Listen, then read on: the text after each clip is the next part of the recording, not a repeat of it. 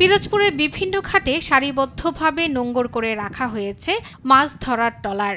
মৎস্য অবতরণ কেন্দ্রগুলো এখনও অনেকটাই নীরব। তবে জেলেদের ব্যস্ততা থেমে নেই।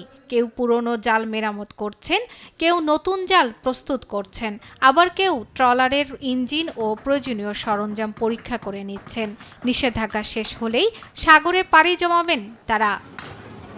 গত প্রায় ২ মাস সাগরে ইলিশ সহ সামুদ্রিক মাছের বংশবিস্তার, উৎপাদন ও সামুদ্রিক জীববৈচিত্র্য সংরক্ষণের লক্ষ্যে মাছ ধরা বন্ধ থাকায় অনেক জেলে পরিবারগুলোকে আর্থিক সংকটে পড়তে হয়েছে। তবুও সামুদ্রিক মাছের নিরাপত্তা প্রজননের স্বার্থে সরকারি নির্দেশনা মেনে চলেছেন তারা।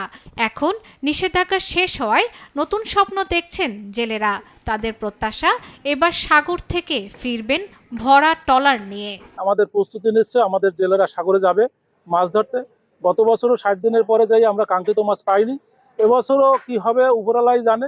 তবে সাগরে ট্রলিং জাহাজ যদি বন্ধ হয়, আমি মনে করি আমাদের মাছের আর অভাব হবে না। আশা করি ইনশাল্লাহ মাছ পোনা পাবো। আমরা দেনাবানা হয়েছে, এগুলো কাটতে যাবে।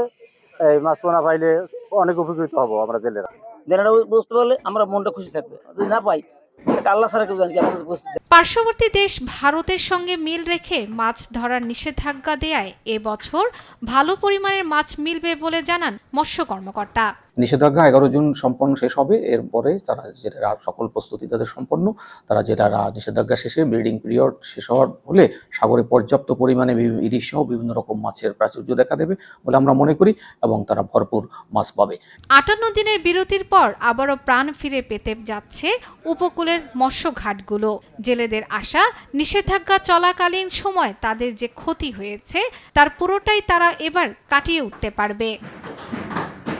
শর্মিলা কেয়া, নিউজ ডেস্ক, দেশ টিভি।